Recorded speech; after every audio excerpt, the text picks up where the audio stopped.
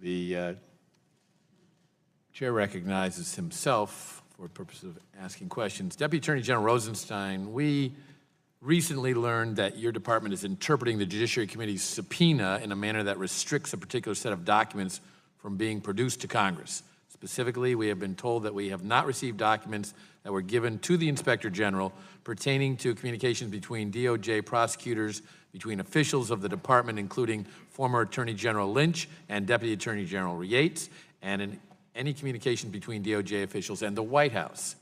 You are well aware that we requested multiple times prior to our subpoena all documents and communications given to the Inspector General with minimal exclusions. Why have you not produced these documents and communications pursuant to the subpoena? Congressman, I don't necessarily know that I'm well aware, but we do have, as you know, a staff that's working diligently with you and with your staff. Now, with regard to the subpoena, sir, I've heard these suggestions that the subpoena may not be valid. It doesn't matter to me. We're trying to accommodate Congress by providing you the information that you need to complete your responsibilities. I welcome the opportunity. I wish I had more of an opportunity to tell our side before anybody voted on this issue this morning. But it's important for you to understand, Congressman, that we're going to do everything we can to accommodate your requests.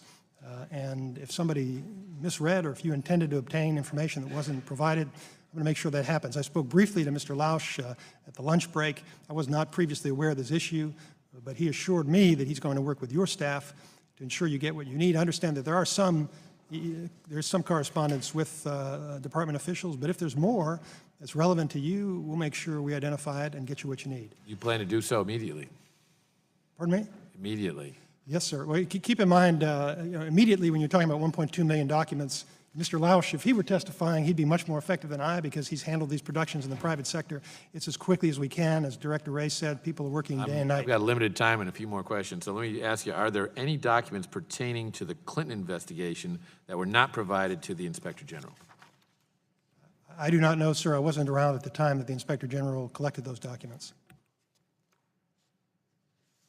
No one, to our knowledge, has been indicted or held criminally liable for the spillage of over 100 classified emails over unsecured and unclassified servers and accounts. Those of us who hold security clearances wonder whether the executive branch still takes seriously oversight of handling of classified information. So, does DOJ ever plan on holding anyone accountable for the significant spillage of classified information during the Clinton reign as Secretary of State?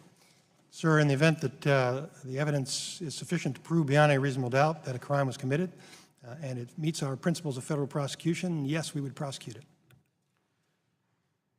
How much of your job involves access to classified information?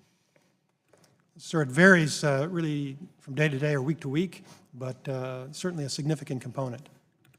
But you would, how would you characterize setting up a private server to conduct your business that would inevitably lead to classified information passing across that server?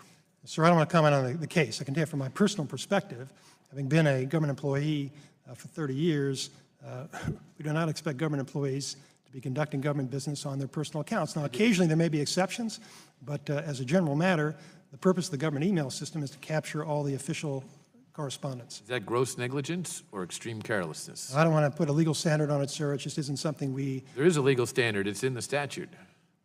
Right. Your question is, on anybody's conduct, you need to evaluate the facts and circumstances of the case. But I trust that our employees know that official business should be done on Department of Justice servers. What would happen to me as Judiciary Committee Chairman if I set up a private server and conducted all my government business and classified information passed through that server? Well, as you know, Congress has speech and debate privilege, so they're not governed by exactly the same rules, sir, but I would hope that you would not do that. Mr. Wray, we have repeatedly asked FBI personnel whether the fact that an agent has an extramarital affair is a problem. I'm not asking because I want to be the morality police. I'm asking because it seems clear that an affair that is unknown to a spouse could be a significant vulnerability for an FBI agent, especially a counterintelligence agent. Do you agree with that sentiment?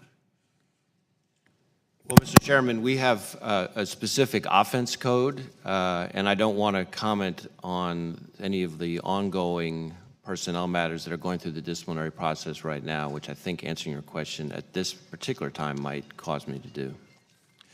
And finally, Mr. Rosenstein, in light of the decision by Inspector General Horowitz to look at the potential abuse of the FISA process.